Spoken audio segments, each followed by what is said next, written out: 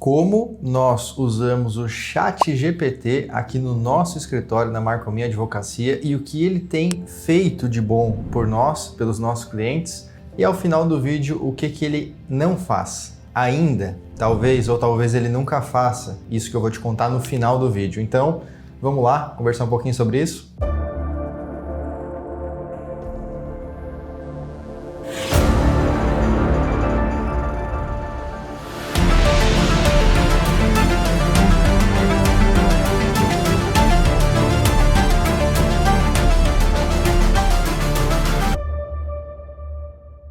O ChatGPT tem sido uma revolução na advocacia e eu gosto de comparar tal qual aconteceu na agricultura.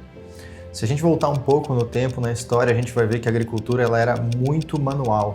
As pessoas aravam a terra, usavam instrumentos pesados, bois, cavalos, etc. E tinha uma produtividade baixa, vários problemas na coluna, a saúde era totalmente depreciada e no fim a produtividade, o resultado que era possível entregar na agricultura era muito pequeno se comparado a quando entrou a revolução das máquinas. Então as máquinas, primeiro com seres humanos dirigindo, começaram a trazer uma produtividade muito maior na agricultura e depois as máquinas autônomas. A gente vê hoje drones muitas vezes pulverizando ou semeando plantações gigantescas com uma quantidade de tempo infinitamente menor do que o ser humano é capaz de fazer manualmente. Essa mesma revolução tem acontecido nos trabalhos intelectuais, técnicos, mentais, e assim a advocacia também é.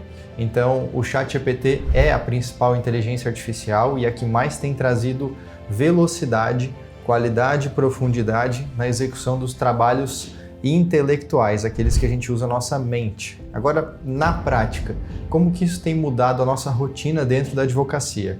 E aí eu separei aqui 3 pontos. O ponto número 1 é na busca de documentos em um processo, elaborando às vezes até relatório. Como assim? Imagina que um processo judicial ele já existe, já está tramitando na justiça. Em algum momento nós advogados temos que nos manifestar sobre algo importante daquele processo. E uma das bases de todo o processo são as provas. Imagina que nesse processo existem provas em documentos e a tarefa do advogado é localizar esses documentos, mostrar para o juiz quais são esses documentos e qual o efeito que eles têm. Se eles comprovam o direito do cliente, então eu destacar um documento e mostrar para o juiz, eu estou conseguindo levar a condução da decisão desse processo a favor do meu cliente. O que acontece é que às vezes os processos eles são grandes, tem processos com 1.000 páginas, 2.000 páginas, 3.000, quando não às vezes 30, 50 mil páginas.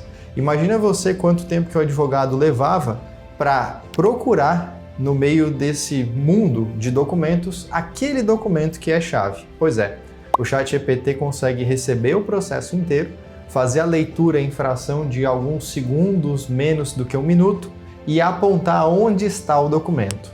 Então aqui a gente já tem uma economia de tempo muito grande. Óbvio que o advogado deve ir, a gente vai até o processo, até aquele documento para conferir se realmente está naquela folha, é aquele documento que a gente quer.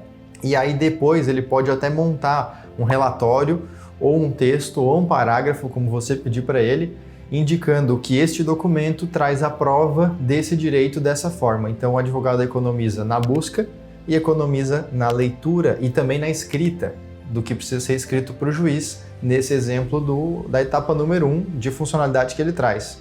Mas não para por aí. Segundo grande benefício que ele traz, a busca de leis e jurisprudências sobre um tema. Então, além das provas em documentos que o advogado tem que destacar, também é preciso que essas provas tenham uma base no que a lei garante um direito ou no que a jurisprudência tem dito. O que é jurisprudência? Quem está no nosso canal já sabe.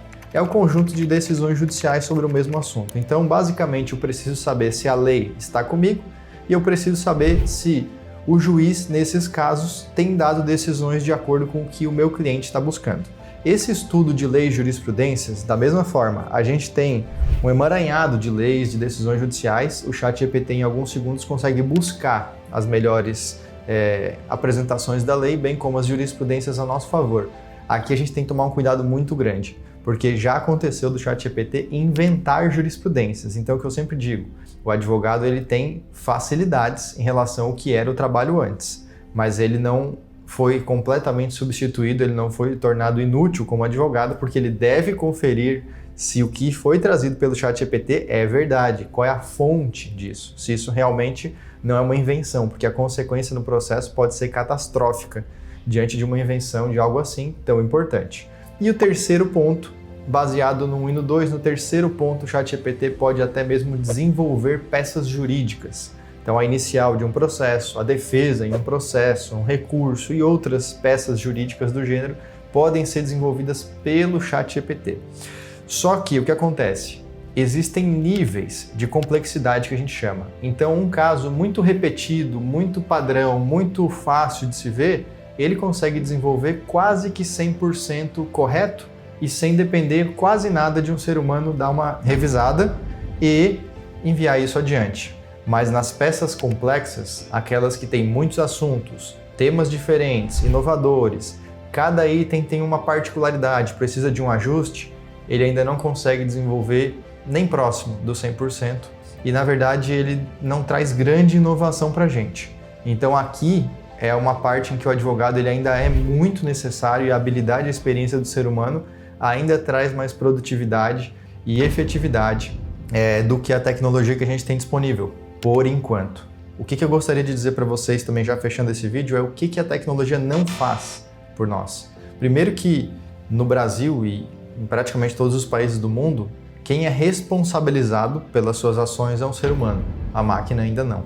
Então, se eu uso a máquina e ela cometeu um erro, mas eu assinei como responsável advogado, eu sou o responsável pelas consequências daquilo, para o ônus, que é a parte ruim, para os problemas, para as consequências, para as penalidades e também para o bônus, para ganhar honorários, por exemplo.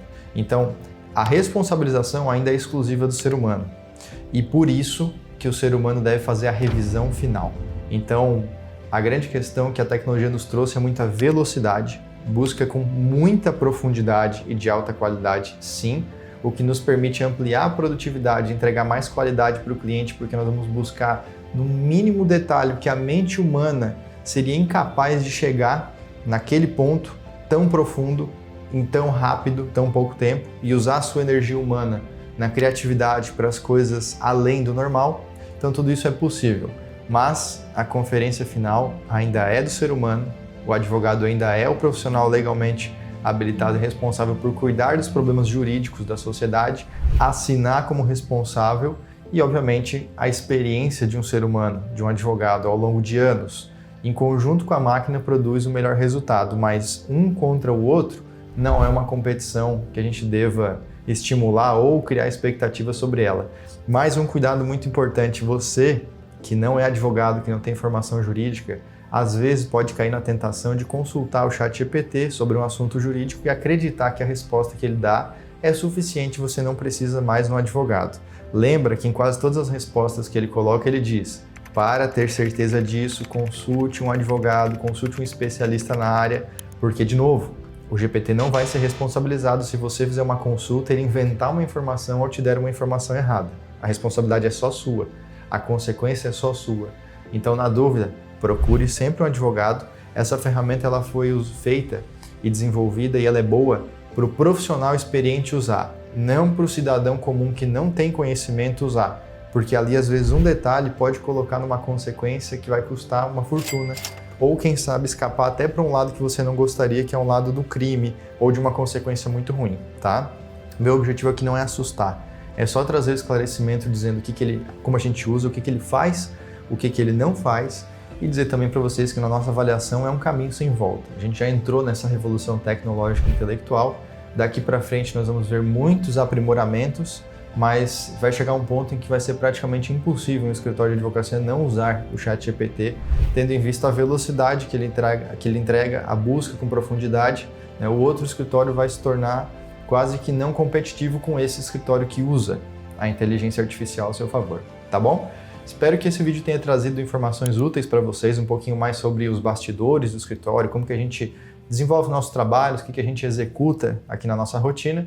E se você gostou, não se esqueça de clicar no botão de gostei, se inscrever no nosso canal e ativar o sininho. Se tem algum amigo ou algum conhecido com dúvidas sobre esse tema ou que gostaria de conhecer um pouquinho mais o funcionamento dessa ferramenta, envie esse vídeo para ele, tá? E se você ficar com dúvidas, coloca aqui nos comentários que a gente vai olhar e responder, tá bom? Até a próxima, tchau!